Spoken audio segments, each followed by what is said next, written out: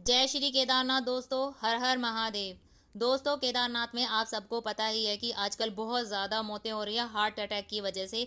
तो दोस्तों जानेंगे इसके बारे में। और एक नई चीज़ निकल के आई है कि केदारनाथ यात्रा पर जो भी श्रद्धालु दर्शन कर रहे हैं, अब प्रशासन ने एक और चीज़ उनके लिए ज़रूरी कर दी है, एनओसी।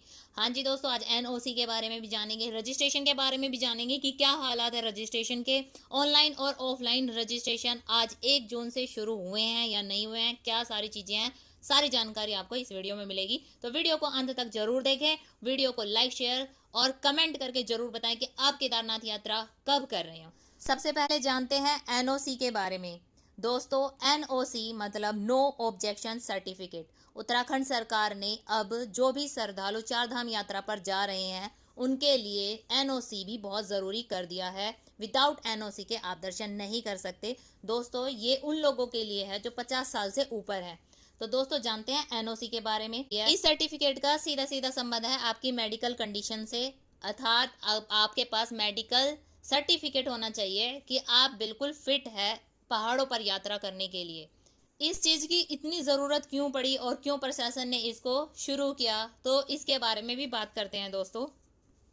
ये क्यों ज़रूरी है, श्रद्धालुओं को एनओसी की क्या ज़रूरत है, किस किस के लिए ज़रूरी है, तो ये सारी चीज़ें जानते हैं। दोस्तों, एनओसी की ज़रूरत है क्योंकि चारधाम यात्रा के दौरान सैकड़ों श्रद्धालुओं की जान जा चुकी है। आखिर केदारनाथ में इतनी सारे मौतें होने का क्या कारण है, क्या वजह है जो इतनी सारी दिन पे दिन मौतें वहाँ पर बढ़ती जा रही है, और इसको कैसे रोका जाए, हम कैसे बच सकते हैं। अगर आप यात्रा कर रहे हो तो आपकी यात्रा सुगम हो, मंगलमय हो, तो इसके लिए आपको क्या क्या तैयारी करनी है, चलो ये बात करते हैं इन सारी चीज़ों पे।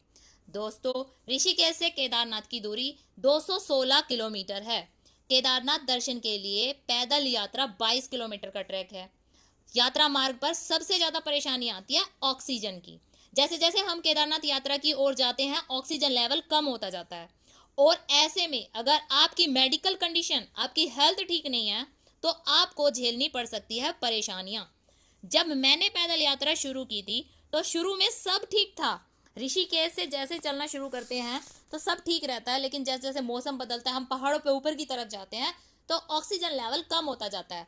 फिर बात आएगी गौरीकुंड से। गौरीकुंड से जैसे ही पैदल ट्रैक शुरू होता है वहाँ भी थोड़ा बहुत ठीक रहता है सारी चीज़ें, लेकिन गौरीकुंड से जैसे ही ऊपर की तरफ चलते हैं, यात्रा करते हैं, तो ऑक्सीजन लेवल कम होता जाता है, मौसम चेंज होने लग जाता है। तो अगर आपकी हेल्थ सही नहीं है तो आपको वहाँ पर बहुत सारी परेशानियाँ झेलनी पड़ेगी। केदारनाथ ट्रैक पर चलते चलते इतने क्लाइमेट चेंज होते हैं कि आपकी हालत खराब हो जाती है। शुरुआत में भीषण गर्मी का सामना करना पड़ता है, फिर कहीं कहीं बारिश, ओले, केदारनाथ में तो भयंकर ठंड, जमा देने वाली ठंड भी पड़ती है दोस्तों। तो ये सारी चीज़ें हमें सामना करना पड़ता है। तो जैसे जैसे ऊपर की तरफ जाते हैं तो और भी ज़्यादा चीज़ें हमें झेलनी पड़ती है और बहुत सारी परेशानियां हैं। केदारनाथ ट्रैक पूरा करना पैदल एक बहुत बड़ी चुनौती है दोस्तों, इसे हल्के में बिल्कुल ना लें। यहाँ पर अच्छे अच्छों की हालत खराब हो जाती है। तो प्लीज़ केदारनाथ यात्रा से पहले अपनी हेल्थ की तैयारी करें। 50 साल से ऊपर जितने भी श्रद्धालु हैं वो अपना एनओसी जरूर करवा लें, अपना हेल्थ सर्टिफिकेट लेकर आए, तभी आप यात्रा कर पाओगे और आपके लिए सही भी रहेगा। क्योंकि केदारनाथ धाम में जो भी जाने गई हैं वो 50 साल से ऊपर के यात्रियों की गई है। इन सब मौतों का कारण निकल कर आ रहा है हार्ट अटैक, मेडिकल इश्यूज। तो दोस्तों, चारधाम यात्रा से पहले आपको अपनी हेल्थ पर ध्यान देना है, तब आपको चारधाम यात्रा शुरू करनी है। तो जानते हैं कि आपको क्या क्या ध्यान देनी है। दोस्तों, अगर आप चारधाम यात्रा पर जा रहे हो और दिल की बीमारी, अस्थमा, शुगर के पेशेंट हो तो आपको विशेष ध्यान रखना ज़रूरी है। ठंड में हार्ट अटैक के जो चांस है वो बहुत ज़्यादा बढ़ जाते हैं, और आपको केदारनाथ में माइनस में टेम्परेचर मिलेगा। तो आप अपनी हेल्थ को ध्यान में रखकर, सारी चीज़ें अपनी मेडिकल कंडीशन को ध्यान में रखकर आप तभी यात्रा करें। चार धाम यात्रा शुरू करने से पहले आपको लॉन्ग ब्रीथिंग की प्रैक्टिस करनी है और डेली 1 घंटा चलने की प्रैक्टिस भी करनी पड़ेगी दोस्तों, तब जाकर आपकी यात्रा बढ़िया रहेगी। अभी तक 40 से भी ज़्यादा श्रद्धालुओं की मौत हो चुकी है। ये जो आंकड़ा है दोस्तों, ये बस केदारनाथ यात्रा के बारे में बताया जा रहा है, बाकी चार धाम यात्रा का आंकड़ा तो सैकड़ों में है। तो ये संख्या ज़्यादा ना बढ़े, इसीलिए उत्तराखंड सरकार ने एनओसी, नो ऑब्जेक्शन सर्टिफिकेट जरूरी कर दिया है।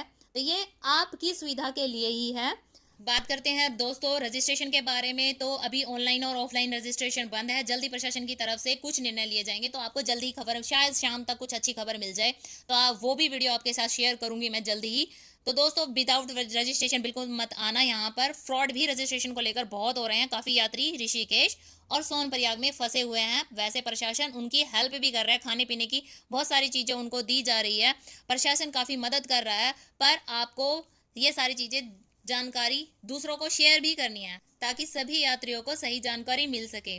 केदारनाथ धाम में यात्रियों की संख्या अभी कम है, लेकिन दोस्तों सोनप्रयाग और ऋषिकेश में काफी यात्री हैं जो फंसे हुए हैं। यहाँ पर यात्रियों के खाने पीने की व्यवस्था JMVN संस्था ने संभाल रखी है। यात्री परेशान हैं, रजिस्ट्रेशन खुलने पर ही उनको दर्शन संभव हो पाएंगे। तो दोस्तों बिना रजिस्ट्रेशन के आप बिल्कुल चार धाम यात्रा पर ना निकले। अगर आप ये सारी बातें ध्यान में रखते हुए चार धाम यात्रा पर निकलोगे तो आपकी यात्रा बहुत ही सुखद होगी। बाबा केदारनाथ के बहुत ही बढ़िया दर्शन होंगे। इसीलिए मैं आपको बार बार हर वीडियो में बोल रही हूँ कि अपना ध्यान रखिए। फ्रॉड धोखेबाज लोगों के चक्कर में बिल्कुल ना आए, अपना पैसा बर्बाद ना करें। पहले ही यहाँ पर लोग काफ़ी परेशान हैं। जितने भी पैसे वो अपनी यात्रा के लिए लाए थे वो उनके ऋषिकेश और सोनप्रयाग में ही खर्च हो चुके हैं। तो यात्री काफ़ी परेशान है दोस्तों। तो दोस्तों आप सभी की केदारनाथ यात्रा मंगलमय हो। आप जब भी केदारनाथ यात्रा पर निकले तो आपके दर्शन बहुत बढ़िया हो। इसी मनोकामना के साथ इस वीडियो को यहीं विराम करते हैं और मिलते हैं नेक्स्ट वीडियो में। शायद कुछ अच्छी खबर लेकर मैं आपके सामने आऊं, आपसे बातचीत करेंगे।